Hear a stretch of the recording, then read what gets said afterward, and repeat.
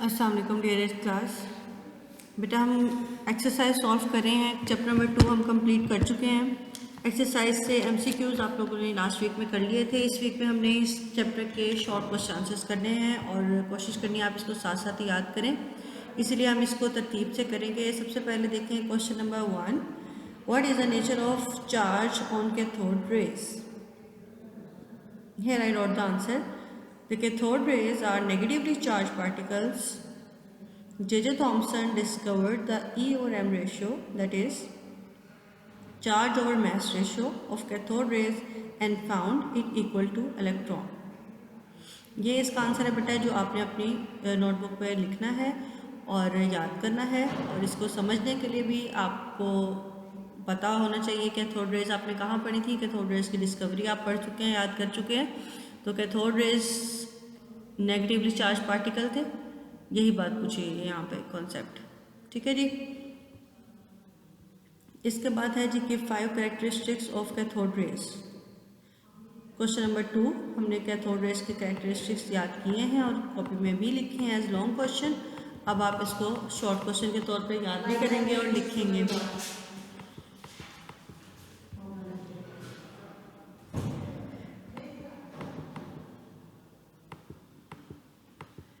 ये है बेटा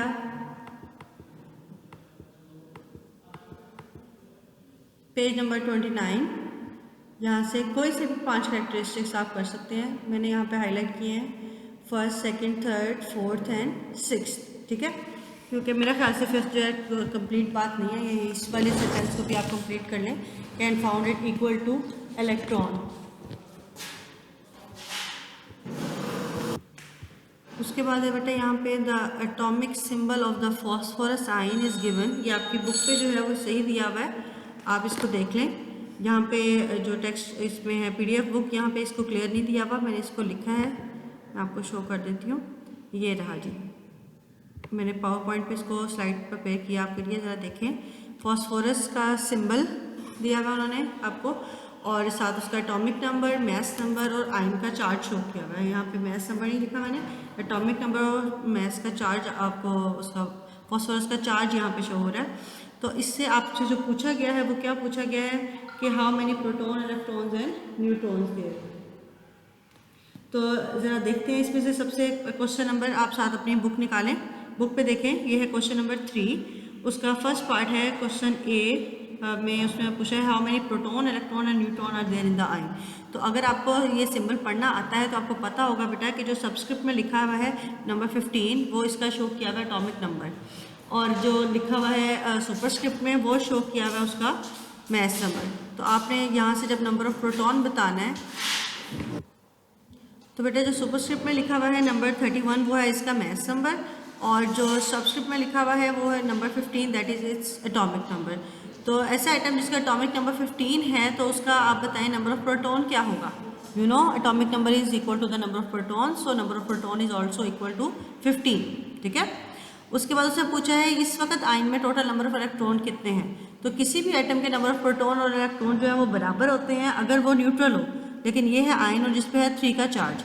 तो जिसमें से 15 तो हो गए प्रोटॉन वो जो कि इसको न्यूट्रल करने के लिए इसके पास ऑलरेडी मौजूद थे, और ये जो 3 चार्ज वाले इलेक्ट्रॉन है 3, ये इजाफी इलेक्ट्रॉन है। तो आप उसके एटॉमिक नंबर में इन इजाफी इलेक्ट्रॉन को ऐड कर लेंगे तो आपके पास टोटल नंबर ऑफ इलेक्ट्रॉन आ जाएगा, दैट इज इक्वल टू 18। बात की समझ आइए।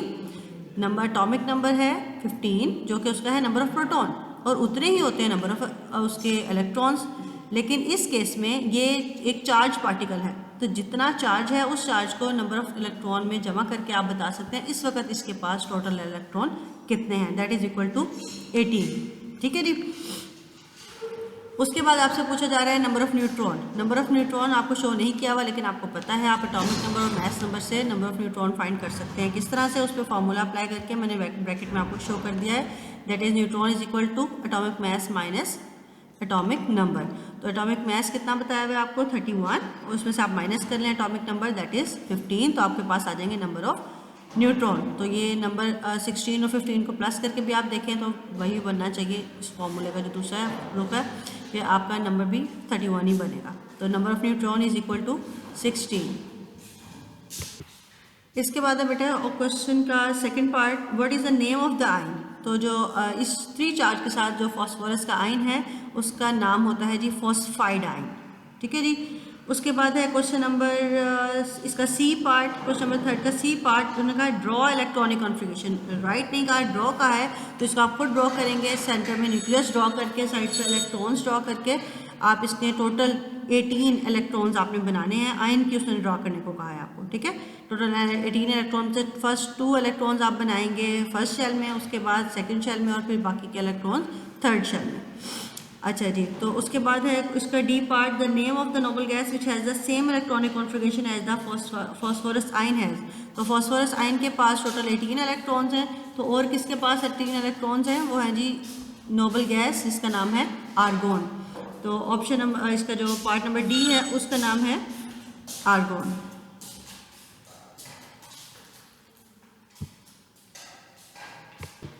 इसके बाद बेटा आज के डायरी आपकी है question number 4, differentiate between shell and सब शेल। तो वो आप इसके डेफिनेशन और साथ इसका सेकंड पॉइंट इसके सिंबल्स लिख के इसको कर सकते हैं। मैंने यहाँ आपको लिख दिया है, आप यहाँ से चाहें पॉज करके नोट कर लें या आपके पास बुक पे आपने मार्क की भी हैं डेफिनेशन, वहाँ से लिख लें कि shells are the main energy level in which electron revolve around the nucleus and सब shell consist shells are also consist of sub shell और orbitals and each sub shell is designated by the small letter. इसको इसी तरह ही आप notebook पे भी note कर लें और यहीं तक की ही आपकी डायरी है। ठीक है बेटा, थैंक यू सो मच, अल्लाह हाफिज़।